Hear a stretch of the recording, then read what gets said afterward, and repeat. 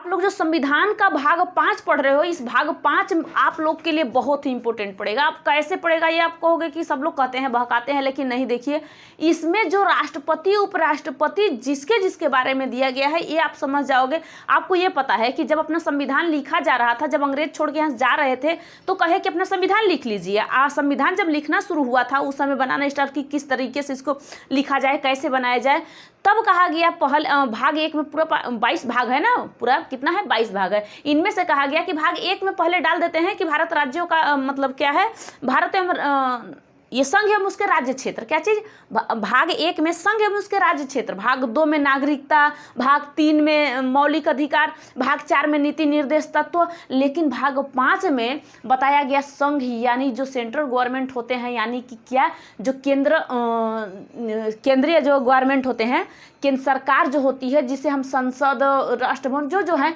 यहाँ से हम लोग कैसे क्या करेंगे। जैसे पहले देखिए, पहले हम लोगों को मिल गया कि भारत है हमारा, जो पूरा मान लीजिए भारत हमारा है, और इस भारत में जितने भी इसके क्षेत्र यहाँ से आए हैं ये भारत में रहेंगे, यानी इसमें चाहे स्टेट हो चाहे फिर इसमें हो केंद्र शासित प्रदेश, ये सारे के सारे क्या हैं, ये हैं अपने संघ, मतलब संघ एवं उसके राज्य क्षेत्र, सारे राज्य क्षेत्रों के बारे में बात कर दिया। लेकिन अनुच्छेद 1 में कह दिया कि भारत राज्यों का संघ है, जितने भी 28 राज्य हैं और 8 केंद्र शासित प्रदेश, ये सारे संघ हैं। ये टूटना चाहे तो टूट के नहीं जा सकता है, ये तो आपको पढ़ा चुकी हूँ, लेकिन आप बताने का मतलब क्या बताती हूँ आपको कि जैसे ही आपने 4 भाग पढ़ लिया टोटल, जिसमें देता है कि संघ, भाग 1 में कहता है संघ एवं उसके राज्य क्षेत्र, 2 में कहता है कि आपको किस तरीके से नागरिकता प्राप्त हुआ है, ये भी आप जान लिए हो। फिर उसमें आप नागरिक बन गए अपने भारत के, इसमें अगर नागरिक बन गए हो तो इसमें आपको क्या मौलिक अधिकार मिलेंगे, आपका फंडामेंटल राइट क्या मिलेगा, आपकी फंडामेंटल ड्यूटी क्या मिलेगी, यानी मौलिक कर्तव्य, मौलिक अधिकार जो आपको मिला है पहले आपको मिल गया, बता दिया गया। इसके बाद नीति निर्देश तो जो मतलब सरकार के पास जितने भी कुछ बजट और एक्स्ट्रा बचेगा, बजट होगा, उसमें हर लोगों को क्या देगा क्या नहीं देगा, ये राज्य के नीति निर्देश तत्व में बता दिया गया है। लेकिन मेन इंपॉर्टेंट आ जाता है भाग 5, जो संविधान का भाग 5 है। इसमें टोटल 52 से लेके 151 तक आता है क्या, अनुच्छेद। अब ये पढ़ना आप लोग के लिए बहुत जरूरी क्यों पड़ता है, क्योंकि देखो क्यों पढ़ता है, क्योंकि भाई अगर आप इसको नहीं समझते हो तो आप तो समझ लिए कि हमारा मौलिक अधिकार क्या है, हम जान लिए। अब हमारा मौलिक अधिकार अगर नहीं मिलता है तो हमको ये भी पता रहेगा कि सुप्रीम कोर्ट कहाँ है। उस सुप्रीम कोर्ट में हम अगर जाएंगे अपनी अपील करने के लिए, किसी केस को डालने के लिए कि हमें ये चीज़ नहीं मिलता है, तो हमें पता ही नहीं है कि ये कहाँ है, कैसे होगा। और इसी में आपके मतलब राष्ट्रपति के बारे में, प्रधानमंत्री के, उपराष्ट्रपति, सब कुछ बताएगा कि किस तरीके से क्या क्या होता है। अब जैसे देखो, जो भी आप बनते हो, मान लीजिए आपको मौलिक अधिकार जो भी मिला ये तो बात अलग है, लेकिन अगर जो कार्यपालिका जानते हो, कार्यपालिका की निहित शक्तियां राष्ट्रपति के पास होगी, आप जानते हो ये किस भाग में है, अब कौन सा अनुच्छेद है, तो भाग 5 में और अनुच्छेद 53 में दिया गया है। अब ये क्या होता है, ये सारे चीज़ आपको समझना है। आपको वीडियो बना चुकी हूँ जो कि आपको निर्वाचन किस तरीके से होते हैं राष्ट्रपति, ये आप देख लेना। पद के बारे में और कार्यपालिका के बारे में बता दी हूँ, लेकिन यह समझाने के लिए आपको बता रही हूँ। तो 52 से लेके जो 61 तक अनुच्छेद होता है, भाग 5 में ही है, 52 से लेके 61 तक, क्योंकि 151 तक है, 52 से लेके 151 तक है इसमें अनुच्छेद। लेकिन सिर्फ राष्ट्रपति के बारे में बताएगा कि 52 से लेके 61 तक राष्ट्रपति के बारे में बताता है कि इसमें राष्ट्रपति को क्या क्या करना पड़ेगा, ये राष्ट्रपति का पद कहाँ से लाया गया, ये बारे में बताएगा। कार्यपालिका क्या होता है, निर्वाचन किस टाइप का होता है, ये सारे चीज़ इसमें देगा। अब देखिए, जैसे कि राष्ट्रपति का चर्चा कितने में हुआ है, 52 से लेके 61 अनुच्छेद तक, ये टोटल आपका आते हैं। राष्ट्रपति के पद के बारे में बताएगा, उनके योग्यता के बारे में बताएगा, उनके शपथ के बारे में बताएगा, उनके मतलब हर एक जो बताएगा, आपको वही बताती हूँ क्या क्या बता रहा है। पद, कार्यपालिका, निर्वाचन, कोटा, कार्यक्रम जो उनका कार्यकाल होगा, दोबारा निर्वाचन कैसे होगा, योग्यता क्या होगी, उनकी दशाएं क्या होगी, शपथ किस तरीके से लेंगे, महाभियोग उन पे कैसे आएगा, ये सारे इसी में दिया गया है। बहुत अच्छा समझना, आप लोग बहुत समझदार हो तो ठीक है। अब आप लोगों के लिए 52 अनुच्छेद 52 क्या कहता है, बहुत माइंड में समझना। अनुच्छेद 52 कहता है कि राष्ट्रपति का पद, इस पद को लाने के लिए यूके से लाया गया था, यूनाइटेड किंगडम से, जो ब्रिटेन से इस पद को लाया गया था। कहाँ से, यूके से, कि राष्ट्रपति का पद वहां से उठा के ला दिया गया। अब यहीं पे कहा गया कि अगर हमारे संविधान में राष्ट्रपति का पद पहले डाल दिया गया तो अब पद के बाद राष्ट्रपति का इनके पास शक्तियां किस मतलब कैसी होनी चाहिए। तो ये कहता है 53 क्या कहता है कि कार्यपालिका की शक्तियां राष्ट्रपति के पास निहित होगा। अब जो कार्यपालिका मतलब क्या होता है कि जो काम करने वाले जैसे ही जो काम करते हैं, मान लीजिए कि हम कहें कि कार्यपालिका एक होता है, विधायिका एक होते हैं, ऐसे मतलब ये लोग होते हैं। तो अब इनके पास कौन सी कार्य मतलब शक्तियां होनी चाहिए, तो मेन शक्ति इनके पास है कहा जाता है, लेकिन सारे काम ये नहीं करवाते हैं। यानी कार्यपालिका की निहित शक्तियां राष्ट्रपति के पास होगी, लेकिन कार्यपालिका का औपचारिक प्रधान ये रहेंगे, राष्ट्रपति कार्यपालिका की औपचारिक प्रधान रहेंगे। अब ये क्यों औपचारिक प्रधान रहेंगे, क्योंकि अगर कुछ भी कार्य मतलब सारे लोग बैठे हुए, मान लीजिए कि लोकसभा या राज्यसभा में कोई बैठा हुआ है और वहाँ से कह दिया गया कि किसी भी मंत्री को और किसी भी काम करने वाले व्यक्ति, आईएएस आईपीएस जो भी हैं, उनको यहाँ से हटा देना है, यानी हम इनको प्रोवाइड नहीं करेंगे, हम इनको हटा देंगे, तो वहाँ पे राष्ट्रपति नहीं कहेंगे, प्रधानमंत्री राष्ट्रपति से कहेंगे, तो राष्ट्रपति इनको हटाएंगे।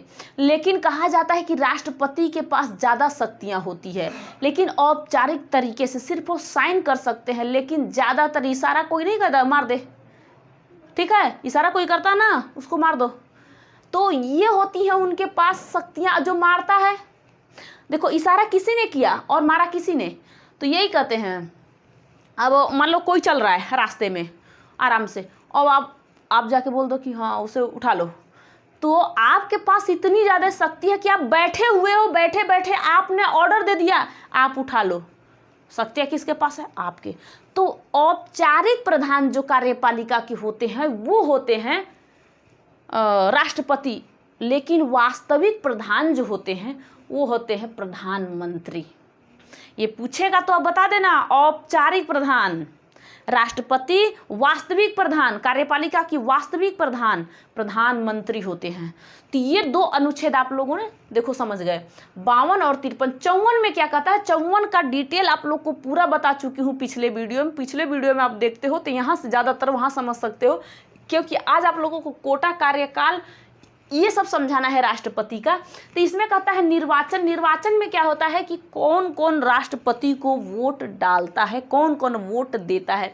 इनमें से होते हैं कौन सा, एक लोकसभा, राज्यसभा। संसद में बैठे हुए जो एमपी होते हैं, जिन्हें लोकसभा और राज्यसभा में, लोकसभा में 545 सीट होती है, राज्यसभा में 245 सीट होती है। इनमें से 543 सीट जो लोकसभा से है और 233 सीट राज्यसभा से, ये लोग वोट देते हैं राष्ट्रपति को। जैसे निर्वाचन करते हैं, निर्वाचित होते हैं वो, तो ये लोग वोट देते हैं। अब क्यों 245 में से 12 लोग क्यों नहीं देंगे, तो क्योंकि वो राष्ट्रपति के द्वारा नॉमिनेट किए जाते हैं, वो मनोनीत सदस्य होते हैं, इसलिए उनको वोट देने का हक ही नहीं है कि वो वोट देंगे। क्योंकि अगर उनको वोट देते हैं तो ये पता चल जाएगा कि ये राष्ट्रपति के फेवर में ही, जिस राष्ट्रपति ने हमें चुन के यहाँ भेजा था हम उसी के, क्योंकि ये कहा गया है कि दोबारा आप जीत सकते हो, तो हो सकता है आप दोबारा खड़े हो जाओ तो वही इंसान आपको वोट डाल सकता है। इसलिए 14 लोग इसमें से वोट नहीं डालते हैं। 2 एंग्लो इंडियन होते हैं, जो 2 एंग्लो इंडियन कहाँ से, ये लोकसभा से आ गए। अब क्या है, लोकसभा, राज्यसभा, विधानसभा। अब क्या होता है कि राज्यसभा में क्या है कि जैसे ही देश की कानून को चलाने के लिए संसद बनाया जाता है, वैसे ही राज्य को चलाने के लिए विधानमंडल बनाया जाता है। जब राज्य को चलाने के लिए विधान मंडल बनाया जाता है। अब इस विधान मंडल में एक होता है विधान सभा और एक होता है विधान परिषद। तो देखो विधान सभा दो, मान लीजिए कि एक क्या है, ये है देखिए, सॉरी रुक जाइए, मान लीजिए कि कोई एक राज्य है, राज्य जो भी मतलब पूरे राज्य 2800 राज्य की बात कर रही हूँ, इसमें विधान मंडल है, जो विधान मंडल है। अब इस विधान मंडल में कि दो कमरे हो गए, एक हो जाता है क्या, एक हो जाता है विधान सभा, एक हो जाता है विधान परिषद। अब इस विधान सभा वाले वोट डालेंगे राष्ट्रपति को, विधान परिषद वाले वोट नहीं डालेंगे, क्योंकि 6 ही राज्य में विधान परिषद है, जिसमें कि बिहार, उत्तर प्रदेश, महाराष्ट्र, कर्नाटक और तेलंगाना और आ जाता है आंध्र प्रदेश। ये 6 ऐसे राज्य हैं जिनमें विधान परिषद है। तो क्या ये लोग वोट डालेंगे? नहीं वोट डालेंगे। मान लीजिए कोई ऐसा मुख्यमंत्री है जो कि ना विधानसभा से होकर विधान परिषद से अगर जीत जाता है वो, और तो क्या वोट डालेगा? वो भी नहीं डालेंगे। जैसे मान लीजिए कि अगर नीतीश कुमार हैं बिहार के जो मुख्यमंत्री, अगर वोट चाहे तो डाल सकते हैं, नहीं डालेंगे। तेजस्वी डाल सकते हैं। मतलब कि जो विधानसभा से अगर जीतता है विधायक, उन्हें विधायक कहा जाता है, और विधानसभा में रहने वालों को विधायक, विधान जो सभा है, और यहाँ पे कहते हैं संसद में सांसद कहते हैं।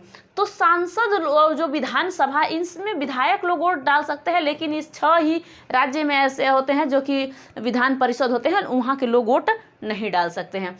तो अब इसकी वैल्यू कैसे निकाली जाए ये सब आपको बता चुकी हूँ, फिर भी एक बार यहाँ पे देख लेना कि अब ये कैसे कैसे होता है। जो स्टेट में जितने भी स्टेट, मान लीजिए कोई सी एक स्टेट का आप लोग उसके पॉपुलेशन के अनुसार, उसमें आप जितने भी उस स्टेट में मतलब राज्य में जितने भी विधायक हैं, मान लीजिए एमएलए जितने भी, मान लीजिए कि यूपी में है 403, बिहार में है 243, यहाँ सिक्किम में है 32, यहाँ पे हैं ये हरियाणा में है 90, यानी सीट की बात कर रही हूँ। और पॉपुलेशन की बात करूँ तो कम से कम यूपी में आ जाता है 42 करोड़, बिहार में आ जाता है 12 करोड़, ऐसे ऐसे यहाँ पे लोग पॉपुलेशन है।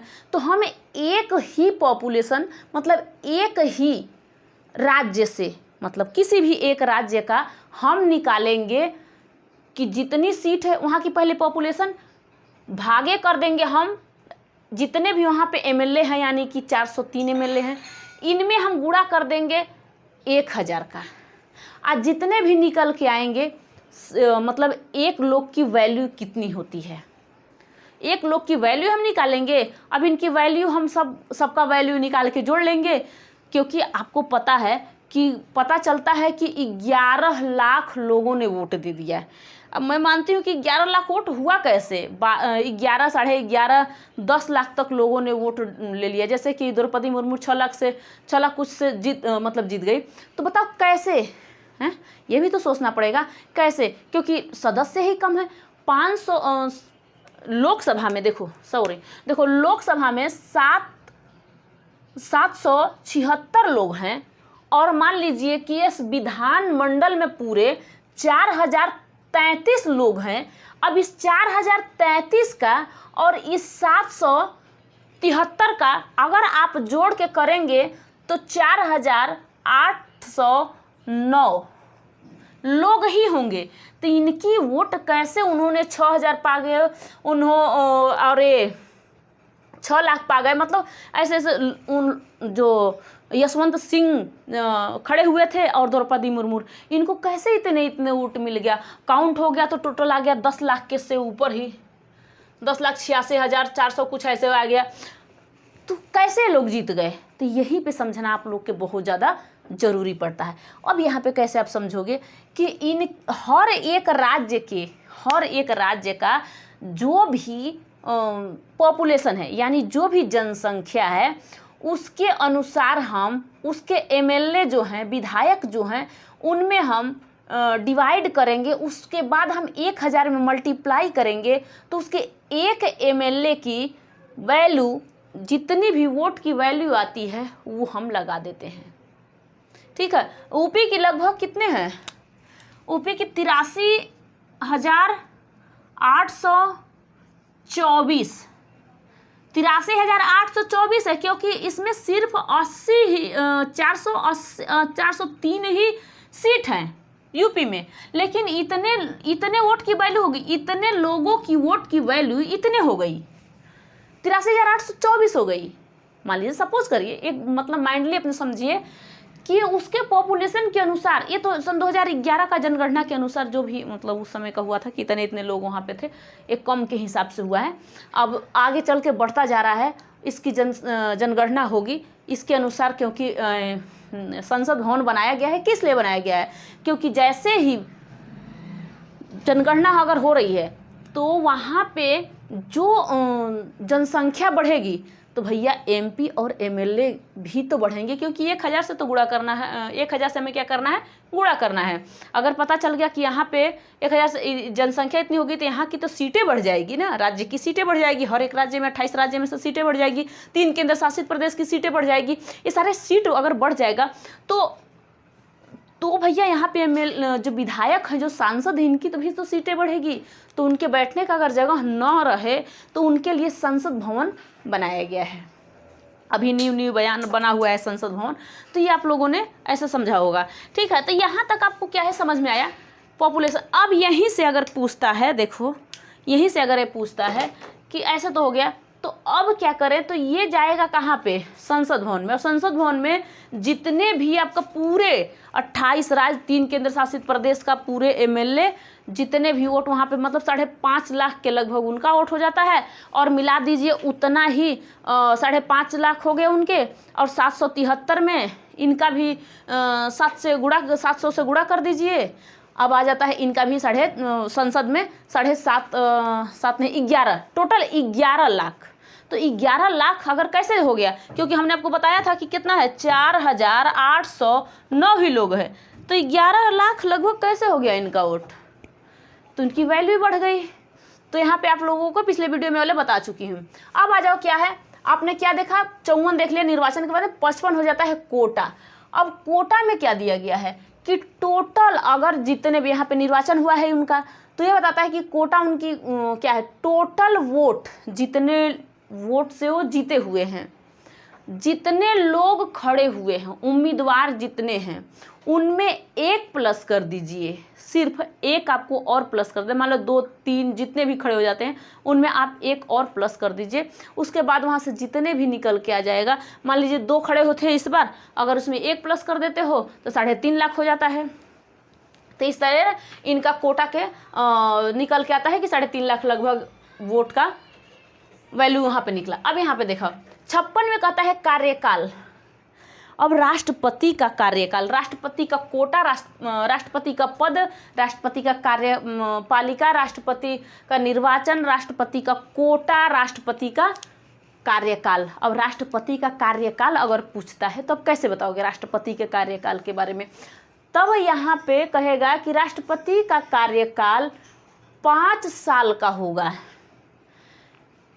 राष्ट्रपति बनने के लिए यूके यानी ब्रिटेन से आया। कार्यपालिका की निहित शक्तियाँ होगी, 53 कहता है। 54 कहता है उनका निर्वाचन किस तरीके से होता है।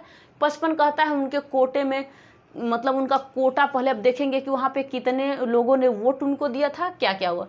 उसके बाद 56 कहता है इनकी कार्यकाल कितनी होगी। जीत भी गए भैया, उनको पद मिला, उनको शक्तियाँ मिली, उनका निर्वाचन हुआ, पद मिली, शक्तियाँ मिला, निर्वाचन हुआ। जब निर्वाचन हुआ तो अब पूछेगा कि उनकी कोटा, अब जितने वोट लोगों ने वोट दिया, वोट उनको मिला, वो भी पता उनको चल गया। अब कहेगा यहीं पे कि अब उनकी कार्यकाल कितने दिए, इतने तो हो गए सारे काम, अब बताओ कि इनकी कार्यकाल क्या होगी। तो अनुच्छेद 56 कहता है कि इनकी कार्यकाल की अवधि लगभग 5 साल की होगी, यानी ये 5 साल अपने पद पे पूरे अच्छे तरीके से जम के रहेंगे और काम को करेंगे। लेकिन यहीं पे कहता है कि अगर बीच में उनकी मृत्यु हो जाती है या फिर वो इस्तीफा दे देते हैं, अगर बीच में उनकी मृत्यु हो जाती है या फिर इस्तीफा दे देते हैं, तो यहाँ पे कौन संभालेगा और कितने दिनों में राष्ट्रपति का पद नियुक्त तो दूसरे लोग नियुक्त उसमें हो सकते हैं।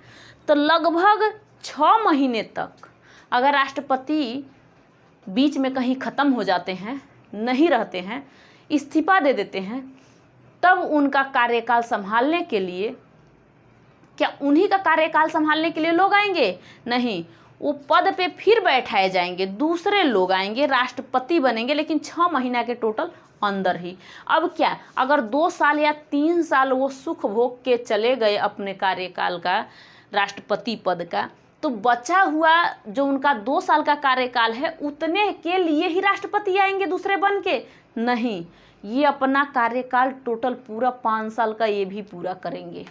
ये कहेंगे कि मैं उनका कार्यकाल संभालने नहीं, मैं मेरी इसी तरीके से तो उनका भी होगा, निर्वाचन होगा तो सारे काम मैं करके जाऊंगा, तो भैया मैं ही तो यहाँ का 5 साल, मैं इनका 2 साल का संभालने के लिए नहीं जाऊंगा। इनका कार्यकाल मतलब वो अपना स्वयं का स्वयं 5 साल का संभालेंगे। तो ये आपका ये समझ में आया होगा कार्यकाल।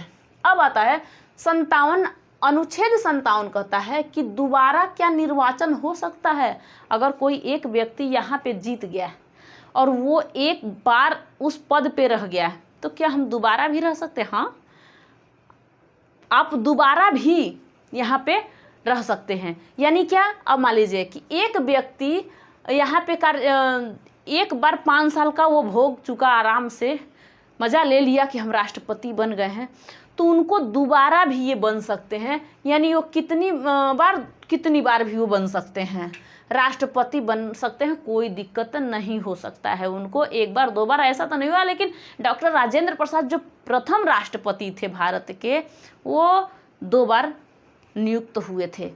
ठीक है, तो आपको अब इसके बाद आपको समझाना क्या है कि अब जैसे आपने निर्वाचन देखा, अब इनकी योग्यता, इनकी दशा देखो। 57 क्या कहता है? दोबारा निर्वाचन। 58 कहता है कि इनकी योग्यता। 59 क्या कहता है? 58 के बाद 59 कहता है कि इनकी दशा, मतलब उनकी दशाएं क्या होनी चाहिए। उसके बाद उन पे महाभियोग किस टाइप से लगाया जा सकता है, ये सारे क्या क्या योग्यता, ठीक है, फिर दशाएं, शर्तें और महाभियोग, ये आपको भी पढ़ना है। अब यहीं पे आप देखो, अब आपको यहीं पे फिर से इसको दिखाती हूँ आपको। अब ये रफ कर दे रही हूँ, आप लोग अगर ध्यान दे लिए हो तो इसको रफ कर दे रही हूँ, ठीक है। तो यहाँ पे आप देखो, अब कहता क्या चीज़ है कि 58 अनुच्छेद देख लिया। अब अनुच्छेद आप लोग देखो, आर्टिकल 59 और 58, 57 देखे हो ना, 58 देखो। 58 में कहता है क्या? योग्यता इनकी क्या होनी चाहिए? भैया इनकी योग्यता में यही होना चाहिए, ठीक है। इनकी योग्यता मान लीजिए कि ये भारत के नागरिक होने चाहिए। क्या? ये भारत को, इनका योग्यता जो होनी चाहिए, ये भारत के नागरिक हो। अब सबको पता है कि भारत के अगर नागरिक रहेंगे तभी हम राष्ट्रपति बन सकते हैं। कोई विदेश का आएगा तब तो वो नागरिक बनेगा नहीं। तो ये भारत के नागरिक होने चाहिए। तीसरा में कहता है इनकी उम्र लगभग 35 साल होना चाहिए। अगर 35 साल के रहते हैं तब तो ये राष्ट्रपति के पद पे रहेंगे, और नहीं तो कोई जाके नौजवान अगर रहेगा 20-25 साल के उम्र का, तो कहेगा कि मुझे रायसीना के पहाड़ी पर बैठा के सिर्फ प्रधानमंत्री सिग्नेचर कराने आते हो, मेरा और कुछ काम नहीं है। जब देखो तब अपने ही काम, क्योंकि आप जानते हो कि भारत के प्रथम नागरिक होते हैं राष्ट्रपति, और उनका पद बहुत बड़ा होता है, लेकिन सिर्फ उनको इतना ही दे दिया गया है कि सारे काम के लिए आप सब कुछ सिग्नेचर करो। जैसे संसद भवन का उद्घाटन के लिए उद्घाटन कर दिए पीएम, लेकिन ऐसे मान के चलो तो राष्ट्रपति का जो भी हक है, मैं क्यों कुछ बोलूँ, लेकिन वहाँ पे ऐसे हुआ। अब आपको भी ये पता है कि संसद के 3 अंग होते हैं, जिसमें होता है एक लोकसभा, एक राज्यसभा और तीसरा अंग होता है राष्ट्रपति। तो भाई उसमें हमें क्या बोलना, आप सभी लोग समझो मुझे क्या करना है। लेकिन इनकी योग्यता 58 अनुच्छेद 58 में कहता है कि राष्ट्रपति की योग्यता क्या होनी चाहिए, तो ये भारत के नागरिक होने चाहिए। दूसरे में ये 35 साल की इनकी उम्र होनी चाहिए। और तीसरा कहता है तीसरा कहता है क्या चीज़ कि अगर आपको 15,000 रुपया, अगर आप निर्वाचन होने गए थे तो 15,000 रुपये आपको जमा तौर पे देना होगा। क्या चीज़? जमा तौर पे। अगर आप 1/6 वोट से अगर आप जीत जाते हो और नहीं जीतते हो तो आपका जमा राशि जब्त कर लिया जाएगा। जमा राशि जब्त कर लिया जाएगा। ठीक है। तीसरे आपने क्या देखा? नागरिक 35 साल का उम्र, 15,000 जमा राशि की योग्यता में देखो, और ये 101 मतलब 1/6 अगर आपको वोट नहीं मिलता है, मान लीजिए आपका 1/6 अगर आपको नहीं मिलता है, 6 लाख में से अगर 1 लाख आपको न मिले तो भारत के नागरिक आप झूठ मूठ भीड़ लगा के क्या करोगे खड़े होके? तो मतलब ये कहता है। इसके बाद आपको कम से कम 50 लोग अनुमोदक चाहिए। कहाँ से? लोकसभा या राज्यसभा। लोकसभा से या राज्यसभा से। ये संसद है, इस संसद के 2 अंग हो जाते हैं। अब इस संसद के 2 अंग में एक हो जाता है लोकसभा, एक हो जाता है राज्यसभा। इनमें से आपको प्रस्तावक, आप डायरेक्ट प्रस्ताव लेके नहीं चले जाओगे कि मुझे वोटिंग में ये करिए वो करिए, नहीं। प्रस्तावक के लिए आप 50 लोग को भेजोगे। ठीक है। प्रस्तावक कितने लोग जाएंगे? 50। अनुमोदक कितने लोग जाएंगे? चाहे लोकसभा या राज्यसभा से अनुमोदक कितने जाएंगे? ध्यान देना, 50। इतने अगर आपके पास योग्यता है तब तो आप भारत के जो राष्ट्रपति बनने योग्य हो। अब आम जनता तो जाएगा नहीं बनने के लिए। आम जनता के पास भैया हर एक आम जनता भारत का नागरिक है। हर एक आम जनता भारत का नागरिक है। वो 35 साल का उम्र उसका हो चुका है। वो उसके पास लगभग 15,000 रुपया रहेंगे ही। वोट जब जाएगा उसमें काउंटिंग होने लगेगी तो हो सकता है कि इतना मिल भी जाए, 1 लाख तक मिल भी जाए, 1 लाख से ऊपर चाहिए। लेकिन वो कहाँ से प्रस्तावक और कहाँ से अनुमोदक लाएगा? इसलिए यहाँ पे प्रस्तावक और अनुमोदक इसमें लगा दिया गया है क्योंकि राज्यपाल, मुख्यमंत्री ये लोग जाके बन सकते हैं। आम जनता, हम आप या कोई और ऑटो चलाने वाला यहाँ पे जाके राष्ट्रपति का पद ग्रहण नहीं कर सकता है। तो इस तरीके से क्या था? इस तरीके से आपको योग्यता के बारे में पता चला। इसके बाद मैं आपको के बाद आपका आता है 58 के बाद 59 आता है अनुच्छेद। इसमें कहता है कि आपका दशा यानी क्या होता है भैया? पे के ऊपर शर्तें रखे जाएंगी। शर्तें, अब ये शर्त क्या क्या होगा? आपको इतने चीज चाहिए कि आप यहाँ पे जाके राष्ट्रपति बनने की योग्यता इतनी होनी चाहिए। क्या क्या? नागरिक हो भारत की, 35 साल का उम्र होना चाहिए, 15,000 जमा राशि, 1.7 मतलब कि 1.6 मतलब वोट से आपको जीतना जरूरी है, नहीं तो आपको 15,000 जमा राशि जब्त हो जाएगा। आपको प्रस्तावक 50, अनुमोदक 50 लेके जाना होगा। लेकिन कह रहा है कि दशाएं, भाई शर्तें आपको पे ऊपर क्या क्या रखा जाएगा ये शर्तें आप देखिए। ये कहता है शर्त में कहता है कि आपके ऊपर आप यानी कि आप दिवालिया नहीं होने चाहिए। दिवालिया का मतलब क्या है? आपके ऊपर कर्ज न होना चाहिए। आपके औकात से अगर ऊपर आपके ऊपर कर्ज होता है तब तो आप राष्ट्रपति का पद नहीं ग्रहण कर सकते, आप नहीं बन सकते हो। दूसरे में कहता है कि अगर आप पागल हो तो भी आप नहीं बन सकते। दोनों चीज में देख लिया आपने, या आप पागल या फिर आप लाभ के पद पर हो। लाभ का पद, सरकारी अगर आप जॉब करते हो तब भी आप नहीं बन सकते हो।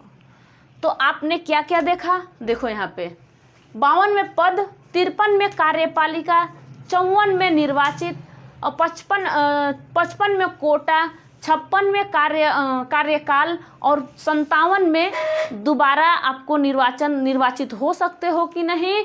58 में योग्यता, 59 में क्या है भैया? दशाएं। अब आता है देखो 60। अब अनुच्छेद जो है, अनुच्छेद 60 क्या कहता है? ये भी इम्पोर्टेंट है। अब इसके लिए क्या कहता है कि कहता है शपथ। शपथ यानी कि वोथ, ठीक है, ओथ का गलत है हाँ, ओथ। ये क्या कहता है, ओथ का मतलब क्या होता है कि अब राष्ट्रपति को शपथ कौन दिलाएगा। तो आपको पता है कि सुप्रीम कोर्ट जो है उसके CJI, chief justice of India, ये होते हैं जो राष्ट्रपति को शपथ दिलाते हैं। CJI ये राष्ट्रपति को शपथ दिलाते हैं, क्योंकि भैया आप क्या किए, आप पद भी ग्रहण कर लिए, आपके ऊपर शक्तियां भी निहित हो गई, आप निर्वाचित भी हो गए, आपको कोटा भी वहाँ पे देख लिए, कोटा में हमें कितना क्या क्या मिला है, आपको कार्यकाल का बता दिया गया है कि आप कार्यकाल में क्या क्या कर सकते हो, दोबारा आप निर्वाचित हो सकते हो, फिर 58 में आपने योग्यता बता दिया, 59 में आपने शर्तें बता दिया, उसके बाद आपने शपथ भी ग्रहण कर लिया। अब आ जाता है क्या चीज़, 61, और 61 तक हो जाता है आपका समाप्त। 61 में कहता है कि राष्ट्रपति पर महाभियोग। अब ये वाला जो आपका है कि राष्ट्रपति पर किस तरीके से महाभियोग लगाया जाएगा, ये अनुच्छेद 61 आप लोगों के लिए लंबी वीडियो हो जाएगी, इसलिए मैं 61 आप लोग के लिए नेक्स्ट वीडियो में लाऊंगी। लेकिन फिलहाल में आप एक बार इसको फिर दोहरा लीजिए, आपको क्या क्या दिया गया है। आपको 52 से लेके 61 तक दिया गया है। 52 में कहा है कि पद, यानी किसका, राष्ट्रपति का पद, ये कहाँ से लाया गया है, यूके से, यूनाइटेड किंगडम से। 53 में कहा गया है, 53 में कहा गया है कार्यपालिका के पास निहित शक्तियां कार्यपालिका की निहित शक्तियां राष्ट्रपति के पास होगा, लेकिन औपचारिक तौर से प्रधान होंगे, कार्यपालिका का औपचारिक प्रधान होंगे राष्ट्रपति और वास्तविक प्रधान होंगे प्रधानमंत्री। अब यहाँ पे तीसरे में कहा गया है निर्वाचन किस टाइप, निर्वाचन का कम से कम 33 मिनट का वीडियो आप लोगों के लिए 30-33 का बना चुकी हूँ, जो पूरा डिटेल में पता चलेगा, उसे आप देख लेना। आपको ऐसी अगर वीडियो चाहिए तब आप उसे आप बताते रहना। इसके बाद देखो, इसके बाद 55 में कहा गया है, अनुच्छेद 55 में कोटा, कि जो आपने निर्वाचन यहाँ से कैसे कैसे कितने लोगों ने निर्वाचित किया, क्या क्या हुआ, ये सारे इसमें दिया गया कोटा में। उसके बाद आपको 56 में कार्यकाल के बारे में, 57 में दोबारा आप निर्वाचित हो सकते हो कि ना, 58 में आपको योग्यता के बारे में, 59 में दिया है दशाएं क्या होनी चाहिए, 60 में दिया है शपथ, और 61 में दिया गया है आपको महाभियोग, राष्ट्रपति पे किस तरीके से लगाया जा सकता है, राष्ट्रपति को किस तरीके से हटाया जा सकता है, ये देता है महाभियोग के बारे में। अब ये महाभियोग का एक लंबी वीडियो होगी, क्योंकि किस तरीके से उनको हटाया जा सकता है, अब मतलब कितने लोग लोकसभा से चाहिए, कितने राज्यसभा से, सारे वीडियो आपको मिलेंगे। मैं नेक्स्ट वीडियो में आप लोग को बताऊंगी। Thank you.